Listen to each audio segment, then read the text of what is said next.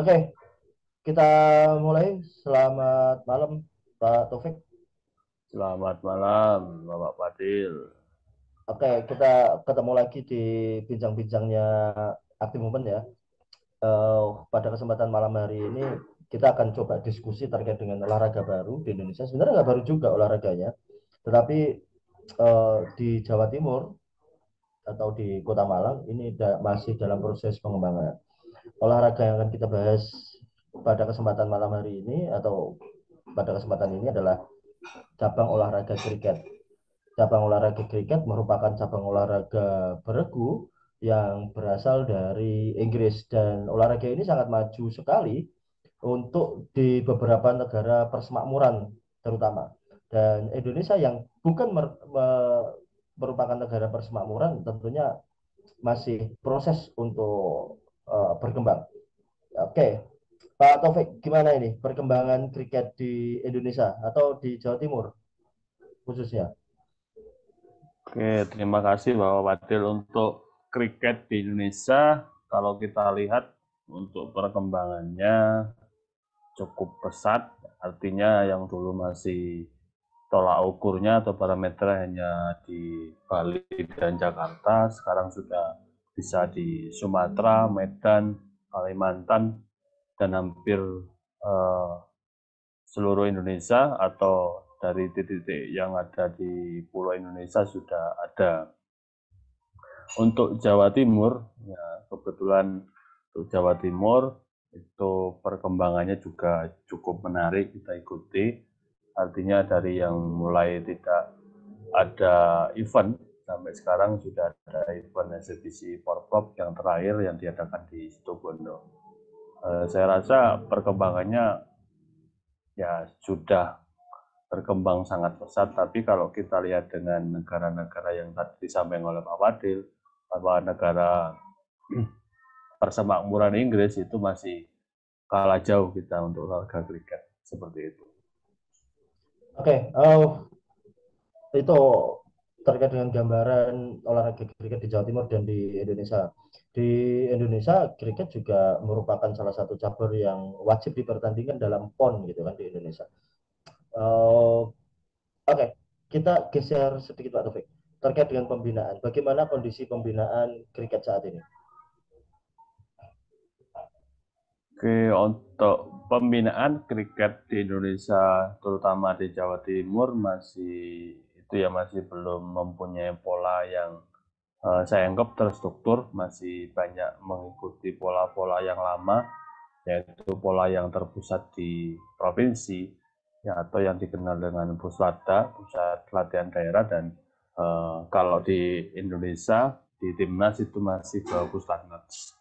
Bali masih belum ada terobosan yang bisa menggandeng sekolah terutama untuk untuk pola pembinaan yang saya rasa yang itu perlu dilakukan di Jawa Timur atau di Indonesia karena olahraga ini ya masih berbasis, kalau saya lihat itu masih banyak mengandalkan atlet-atlet yang belajar dari nol, itu mulai dari kampus bukan dari SMA atau SMP, kecuali di daerah-daerah tertentu misalnya Bali itu bisa sudah ada kegiatan porprov. Kalau kemarin itu di Jawa Barat itu sudah ada porprov, tapi pun itu masih seperti itu untuk pola pembinaannya. Oke, sebenarnya kita kalau berbicara terkait dengan pembinaan ini agak ngeri-ngeri sedap juga gitu. Ada beberapa mazhab terkait dengan pembinaan gitu kan. Mungkin kalau olahraga permainan, beregu itu akan lebih baik dibuat pembinaannya adalah melalui kompetisi. Beda lagi dengan olahraga yang sifatnya individu atau terukur. Itu mungkin akan lebih tepat pada saat dibuat pemusatan latihan, baik puslatkot, puslatkap, puslada maupun pelatnas katakanlah seperti itu. Dan sebenarnya di beberapa negara maju juga portofolio itu bisa dicontoh sebenarnya. Dan tadi juga disinggung sama Pak Topik Pak, ya pembinaan melalui sekolah gitu. Dan ini sangat menarik gitu, pembinaan melalui sekolah. Kalau kita berbicara pembinaan melalui sekolah, kita mau nggak mau harus menggandeng guru olahraga. Sementara kompetensi guru olahraga itu bukan menjadi pelatih. Bagaimana tanggapan Pak Taufik gitu? Nah, yaitu karena undang-undang yang sekarang dinamakan undang-undang keolahragaan pun sebenarnya lebih menekankan bahwa pola pembinaan di sekolah itu ditangani oleh guru, bukan pelatih. Akan tetapi undang-undang itu kan dibuat oleh Kementerian Olahraga atau Kemenpora ya, Kementerian Pemuda dan Olahraga. Nah, itu yang belum match dengan Kemendikbudristek atau yang kita kenal dengan Kementerian Pendidikan. Jadi akhirnya tupoksi guru di sekolah, terutama guru penjas itu masih fokus untuk tadi mengajar. Untuk ekstra dan lain itu masih dipegang oleh guru beberapa sekolah, tapi untuk yang lain biasanya dipegang oleh pelatih. Nah, yaitu yang perlu disinkronkan sebenarnya kalau ini kita olahraganya bisa ya pembinaan jalan.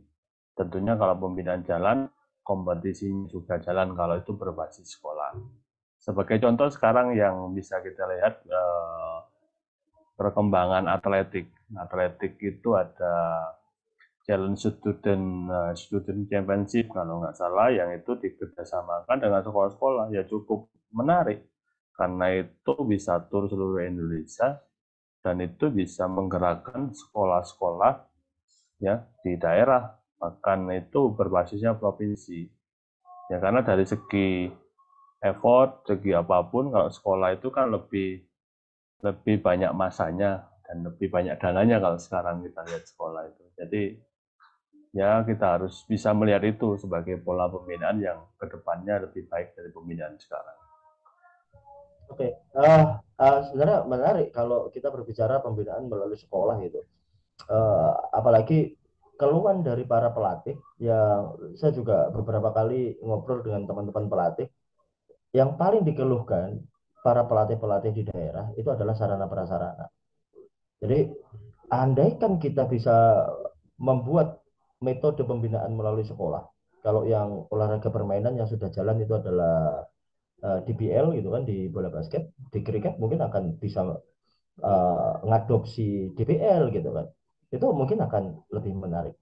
Uh, untuk menuju ke arah sana Pak Topik, salah satu yang harus dikuasai oleh guru, walaupun guru itu secara harfiah itu ngajar di sekolah gitu kan, tetapi tidak menutup kemungkinan juga guru PJOK itu sekaligus menjadi pelatih karena memang terwadai melalui ekstrakurikuler dan kebetulan guru olahraga kalau di daerah di sekolah-sekolah faktanya juga menjadi pelatih ekstrakurikuler itu nggak bisa dipungkiri gitu. Kira-kira hal apa saja yang perlu disiapkan oleh para guru sehingga proses mengajar, proses melatih, terutama di dalam proses melatih dan paling utama yaitu cabur kriket, apa yang harus dikuasai oleh para guru? Oke, yang pertama yang perlu kita pahamkan adalah bahwa kriket itu salah satunya bisa menjadi bahan ya, untuk diajarkan di sekolah karena kita mengenal KIKD di kurikulum pendidikan jasmani olahraga dan kesehatan itu kan ada yang dinamakan olahraga besar, olahraga kecil dan seterusnya. Kriket bisa menjadi salah satu pilihan untuk substitusi olahraga-olahraga yang di Indonesia saya rasa sudah tidak bisa berkembang. Contohnya kasti lah. Jadi kasti itu kan secara nasional itu kan tidak ada induk organisasinya, tidak ada. Nah itu yang paling populer di guru PJOK di Indonesia, terutama di Ikut formi Pak, Jawa karena Barat. kasti itu adalah olahraga tradisional, jadi asosiasinya Ya, adalah formi, tidak asosiasi kecaburan. Mungkin gitu ya. ya Pormi pun kan masih meraba-raba Pormi mana yang pokoknya nggak ada induknya diakui Pormi dan seterusnya. Tapi kan secara event dan lain kan tidak ada. Mahasiswa mau diarahkan kemana kan juga tidak ada. Nah, kriket itu bisa menjadi pilihan. Itu yang pertama. Terus kedua, kalau ingin belajar kriket sebenarnya itu kan olahraga permainan, tapi untuk skillnya lebih banyak kemampuan individu. Jadi kalau misalnya bisa batting dan bowling di sekolah itu bisa sudah dimainkan. Kalau sekarang eranya kan era digital, jadi semua bisa lihat itu di tutorial di YouTube, atau kalau di daerah misalnya di Malang, kita bisa kolaborasi dengan PJI Kota Malang. Nanti PJI Kota Malang yang akan kedatangan sekolah dan datang ke melatih, datang membuat kompetisi dan lain-lain. Mungkin itu nanti kita akan sedikit mengadopsi kegiatan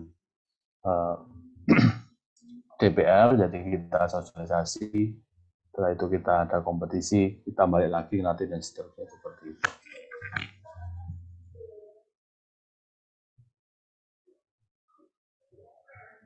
Halo, Pak Wadil? Macet.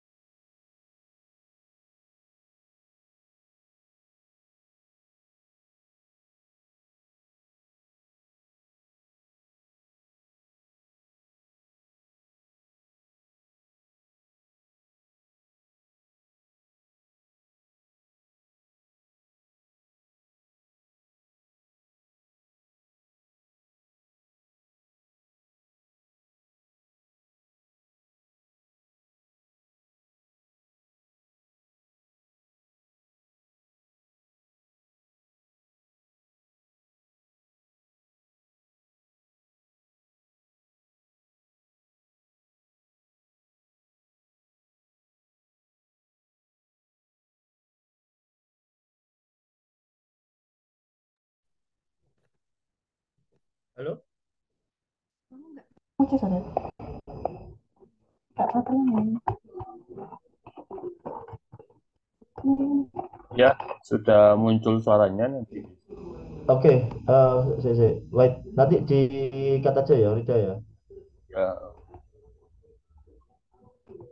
Baik, Pak. Oke, udah bisa ya? Oke, oke. oke, sudah bisa. Oke, bateraiku loh. Oke. Oke, Pak Taufik, dari penjelasan tadi, saya pikir ada beberapa hal untuk peningkatan prestasi. Kalau secara teori, peningkatan prestasi itu ada komponennya itu fisik, teknik, taktik, dan mental. Dan yang paling urgent sebenarnya adalah kita harus mengetahui dulu dalam proses pembinaan itu kemampuan anak-anak. Kita akan berbicara terkait dengan evaluasi itu, terkait dengan evaluasi. Dan cabur kriket ini memang merupakan cabur yang baru, sehingga para guru atau pelatih ini pasti akan meraba-raba. Apa yang harus saya ukur dan bagaimana cara saya mengetahui kemampuan anak-anak? Atau langsung saya suruh main aja nih. Anak-anak suruh main kriket dan seterusnya, saya akan melihat kemampuan anak-anak seperti apa. Bagaimana Pak Taufik? Kalau evaluasi latihan atau evaluasi pembelajaran untuk kriket, yang pertama kalau kita fokus ke teknik, kita harus tahu dulu tekniknya apa saja yang paling dominan di olahraga kriket. Di kriket ada tiga teknik dasar. Yang pertama batting, bowling, sama fielding. Yang paling basic yang harus dikuasai agar bisa bermain sebenarnya ada dua, batting dan bowling. Tapi kalau kita lihat dari karakteristik permainan dari kriket, jadi ketika pemain sudah bisa batting, itu bisa dikategorikan anak tersebut atau atlet tersebut bisa bermain, meskipun dia tidak bisa bowling, karena ini individu, dan kalau di permainan kan dibagi, jadi ada yang bowling, ada yang bowler, ada yang bagian batting, dan seterusnya itu berbeda. Jadi kalau misalnya dari bowler, dia tidak akan menjadi batting atau menjadi kiper. Jadi posisi-posisi itu sudah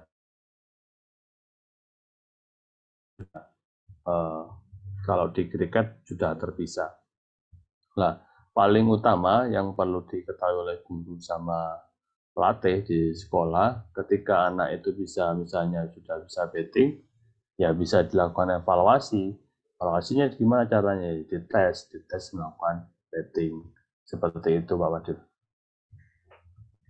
Oke, saya pikir itu gambaran yang cukup gamblang sebenarnya dari Pak Taufik terkait dengan nanti seandainya ada teman-teman guru olahraga atau pelatih-pelatih yang ada di kampung, di desa yang memiliki lapangan cukup, itu bisa membuat instrumen penilaian baik pretest maupun post test nantinya, sehingga kita akan tahu kemampuan anak didik kita itu ada di mana. Itu seperti itu. Dan sebenarnya kriket ini kalau dilakukan cukup menarik, walaupun memang ada beberapa alat yang mahal. Kenapa mahal? Karena ya tadi perkembangannya masih sangat minim, sehingga eh, yang produksi juga sedikit di Indonesia. Kalau perkembangannya masif, yang produksi banyak, pasti harganya akan turun. Begitulah prinsip ekonomi. Oke, sebelum masuk ke beberapa hal yang ingin saya tanyakan, saya lupa memperkenalkan Pak Taufik ini adalah salah satu pengurus Persatuan Kriket Indonesia Jawa Timur. Beliau ini juga memiliki license kepelatihan kriket dan wasit kriket, Pak Taufik.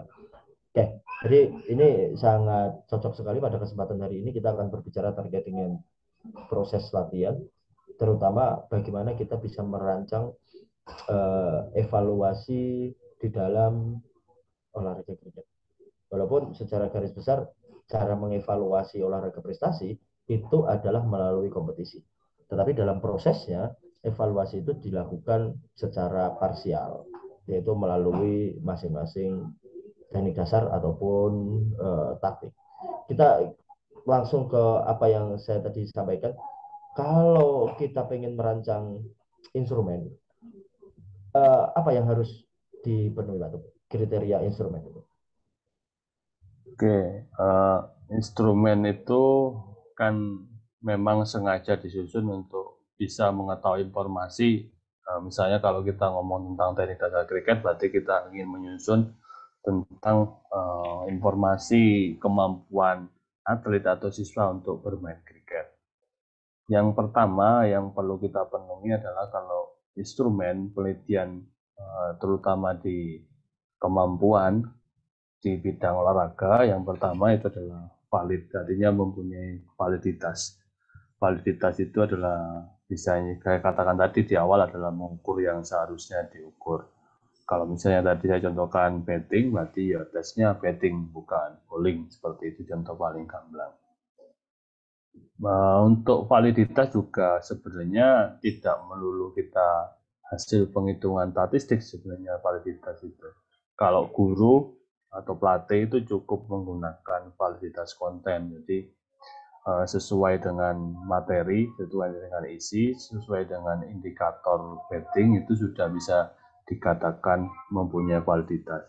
Akan tetapi kalau itu ingin digunakan instrumen yang baku, kita harus mencari validitas secara empirik, bisa menggunakan validitas tadi, validitas empirik. Yang kedua mungkin adalah reliabilitasnya.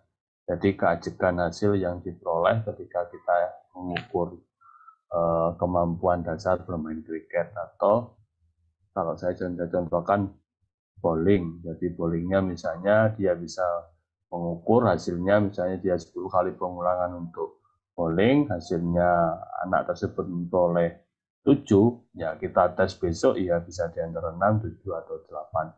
Atau kalau dia dapat 1, itu bisa dikatakan bahwa tes yang kita susun tidak reliable karena ya tidak ajak hasilnya. Di awal dapat hasil yang maksimal, kita reteskan itu hasilnya sudah menurun secara drastis. Yang ketiga mungkin ya mempunyai prosedur yang baku. Jadi prosedur yang baku itu harus ada ketika ingin dikatakan bahwa tes yang kita susun atau tes yang kita gunakan itu mempunyai kriteria yang baik. Dari 3 itu saya rasa cukup untuk memenuhi kriteria tes yang baik. Langsung terkait dengan beberapa argumentasi yang disampaikan Pak Taufik tadi. Sebenarnya kalau kita ingin merancang instrumen, terutama keterampilan, itu sangat mudah sekali. Kalau keterampilannya bowling, ya dites saja bowling gitu kan. Kalau keterampilannya batting, ya dites saja batting. Masalah ada beberapa prasyarat tadi, itu akan bisa dihitung melalui berbagai intrik yang ada di dalam statistika. Tentunya seperti itu Pak Taufik ya. Ya. Oke. Dan untuk teman-teman yang lain yang pengen mengembangkan kriket mungkin akan bisa join dengan tim kami yang ada di Performance Lab atau di Active Movement. Performance Lab berada di FIKUM dan kami cukup memiliki sarana prasarana yang memadai untuk melakukan aktivitas olahraga kriket, dan tentunya kami juga akan mengembangkan olahraga ini ke depan untuk menjadi olahraga prestasi dan olahraga masyarakat yang maju. Mungkin itu Pak Taufik yang bisa kita diskusikan pada kesempatan hari ini. Mungkin nanti kita akan sambung lagi di lain kesempatan terkait dengan tema-tema yang lain atau masih tema ini. Nanti tergantung request dari teman-teman. Kalau teman-teman masih menginginkan, yuk kita bahas tema kriket lagi, ya nanti kita akan bahas tema kriket lagi. Mungkin seperti itu Pak Taufik. Terima kasih atas waktunya. Oke, terima kasih kembali Pak Wadil. Oke, oke. Selamat malam. Selamat Sampai ketemu malam. lagi di lain kesempatan. Oke, terima kasih.